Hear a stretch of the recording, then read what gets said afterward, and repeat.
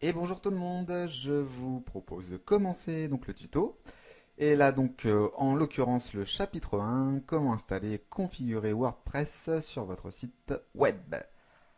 Alors on va ouvrir une page internet, vous mettez sur Google et vous tapez WordPress. Donc c'est le premier lien www.wordpress-fr.net.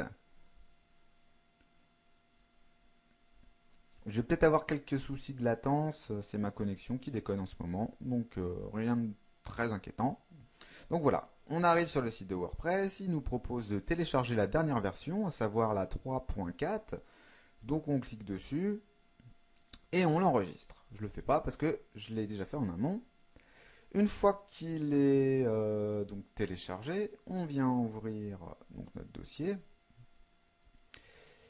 Donc là, vous voyez que on vient de télécharger une archive, donc WordPress 3.4.1 fr.zip. Donc on fait juste un petit clic droit. Donc si vous n'avez pas de WinRAR ou de logiciel pour dézipper, bah, je vous conseille WinRAR, hein, c'est gratuit. Vous faites un clic droit dessus et vous cliquez sur Extract to ou Extraire vers et vous allez avoir un dossier comme ça qui va apparaître. Donc on clique dessus, pardon, on arrive donc dans un nouveau dossier ici. On reclique et là on peut s'apercevoir qu'il y a tous les fichiers et dossiers nécessaires au fonctionnement de WordPress. Donc une fois qu'on a fait ça, on va se remettre sur Google et je vais vous demander de taper FileZilla. Oui. Donc FileZilla avec un Z, hein. Et donc du coup c'est le premier lien, hein, FileZilla-project.org. Vous cliquez dessus. Vous cliquez sur Download FileZilla Client. En fait, ça va nous servir, c'est un petit logiciel qui va nous servir à transférer nos pages web sur notre hébergeur. Donc voilà, c'est un client FTP qui est gratuit et qui est libre de droit. Alors bien sûr, voilà, la connexion est revenue. Donc on clique dessus. Là, normalement, il y a un petit décompte. Voilà, 5 secondes. Si ça marche pas, eh ben, il y a les mirrors en dessous. On l'enregistre. Et une fois enregistré, on l'installe. Alors une fois installé, on va venir l'ouvrir, hein. Et voilà comment ça se présente. Donc en haut, vous avez 4 champs. Donc le hôte, l'identifiant, le mot de passe et le port, qui n'est pas très important d'ailleurs, le port maintenant. Donc le hôte, généralement, c'est l'adresse de votre site web. Donc moi, par défaut, j'ai mis là t8client.eu. L'identifiant pour vous connecter à votre serveur. Et puis, bien sûr, votre mot de passe. Une fois que vous avez inscrit tous ces éléments, on appuie sur Entrée. Et voilà, on peut voir qu'on est donc à la racine de notre serveur web. Donc si, alors je pense pas que vous allez avoir autant de dossiers parce que moi je suis sur un hébergement, un serveur dédié. Si vous êtes sur du dédié d'ailleurs, ben tous les fichiers que vous allez, enfin toutes les pages web de votre site internet, vous allez les mettre dans le dossier HTTP Docs. Là, je pense que pour 99% des cas de ceux qui regardent les tutos, vous serez sur du mutualisé. Donc il y aura beaucoup moins de dossiers et vous n'allez pas avoir le dossier HTTP Docs, mais vous allez avoir un dossier qui s'appelle www. Donc c'est là-dedans qu'il va falloir mettre toutes les pages du WordPress. Donc là, on peut cliquer dessus pour voir, hein, cliquer sur le dossier 3W. Voilà. Donc là, on peut voir que moi, j'ai déjà renseigné eh bien, tous les éléments du zip. Donc généralement, là je pars du principe que vous venez d'acheter un nom de domaine, un hébergeur, que vous n'avez pas de site internet. Donc quand vous allez cliquer sur le dossier 3W ou HTTP Docs, vous allez avoir déjà des un ou deux dossiers avec quelques pages web.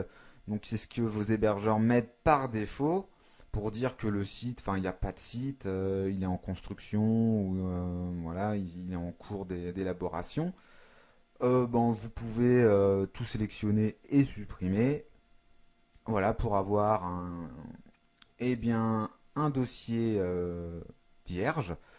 Si vous avez déjà un site, si vous hébergez déjà un site, ou si c'est juste un serveur de sauvegarde, rien ne vous empêche de créer un nouveau dossier en faisant clic droit, créer un dossier, vous l'appelez comme vous voulez, WordPress, blog, et vous pouvez du coup installer, transférer toutes les pages du WordPress dans ce dossier. Moi je vais pas le faire parce que voilà, je pars du principe qu'on vient d'acheter notre nom de domaine, notre serveur. Donc voilà. Donc comment faire pour transférer tout ça? Eh bien on se remet dans notre dossier WordPress ici, on sélectionne tout, et puis on fait glisser dans cette fenêtre. Pourquoi je ne l'ai pas fait? Parce que c'est assez long, ça prend 5-6 minutes, donc voilà, ça sert à rien. Mais une fois que vous allez avoir fini de transférer toutes ces pages, vous allez donc du coup arriver à ceci. Alors bah c'est très bien. Donc une fois que nos pages sont bien transférées, on vient renseigner notre adresse URL là-haut. Donc ici, pour moi, c'était 8clients.eu. Donc moi j'ai mis un mot de passe, hein, vous n'allez pas voir ça, donc c'est normal. Et voilà. Donc qu'est-ce qu'il nous dit? Il nous dit qu'il ne semble pas... Ah non, pardon. Juste avant, on vient se remettre à la racine en cliquant ici sur le dossier avec les deux petits points. On vient cliquer sur le dossier 3W, donc www ou http docs, et ici on vient cliquer sur droit d'accès au fichier. Et normalement, je pense que vous allez être en 755. Vous cochez les deux cases ici de façon à ce que la valeur numérique soit à 777. Pourquoi? C'est juste pour pouvoir permettre à WordPress d'installer tout ce qu'il a installé automatiquement. Une fois que vous avez fait ça, on se remet ici. Il nous dit qu'il n'y a pas de fichier config, c'est normal. On clique ici pour le créer. Bon là vous pouvez lire tout ça, hein. Ils vous disent que s'il y a un souci, s'il n'arrive pas du coup à configurer à cause des droits. Vous voyez quand on a fait un clic droit, on lui a donné des droits. Si on ne lui avait pas donné de droits, il nous aurait dit que c'est pas très grave. On aurait pu sélectionner le fichier wconfig sample.php qui est donc ici. Et on aurait pu tout faire à la main. Mais là normalement, si on clique sur c'est parti, vous allez voir que ça va se faire automatiquement. Alors voilà, donc là il nous demande de renseigner le nom de la base de données, l'identifiant, le mot de passe et voilà son adresse et le préfixe. Donc là généralement on va pas toucher à ça parce que à 99% des cas ce sera du localhost et ça c'est le préfixe des tables des bases de données. Donc ça pour l'instant on s'en fiche, c'est pas très important. Nous ce qui nous intéresse c'est les trois premiers champs. Donc je pense que par défaut, sur votre hébergeur, il n'y a pas de base de données. Il va falloir en créer une. Donc je vous propose de vous connecter dans votre manager ou dans votre admin. Vous connectez donc à votre hébergeur et vous allez cliquer. Alors normalement il y a une icône base de données ou MySQL. Vous cliquez dessus et vous allez cliquer sur créer une base de données. Une fois que vous avez cliqué dessus, il va vous demander de renseigner un nom de base de données, donc qui sera important ici pour le renseigner donc dans le premier champ, un identifiant à renseigner ici, et aussi un mot de passe que vous renseignerez ici. Une fois que vous avez créé votre base de données, eh bien vous retournez sur cette fenêtre et vous rentrez eh bien, tous les identifiants. Moi, pour des raisons de sécurité, je vais faire pause, et voilà. Et donc en plus il nous félicite, vous voyez, c'est parfait, vous avez passé la première étape d'installation. On fait lancer l'installation, et là il nous demande de renseigner un titre au site. Alors vous mettez ce que vous voulez, vous pouvez mettre jusqu'à 70 caractères, hein, donc si vous voulez mettre mon portfolio ou le portfolio de monsieur Intel, enfin bon, vous mettez ce que vous voulez. L'identifiant, ça va être l'identifiant qui va vous servir à vous connecter à votre zone admin de WordPress. Donc vous mettez ce que vous voulez et le mot de passe pareil, vous mettez ce que vous voulez, mais notez-les quelque part parce que eh bien ce serait dommage si vous les perdiez. Et puis bien votre adresse de messagerie, donc voilà, vous mettez la vôtre. Et surtout ici, bah, vous cochez demander au moteur de recherche d'indexer ce site, très important pour le référencement. Une fois que vous avez renseigné tout ça, eh bien vous cliquez sur installer WordPress. Normalement c'est instantané, mais j'ai quelques petits soucis de connexion.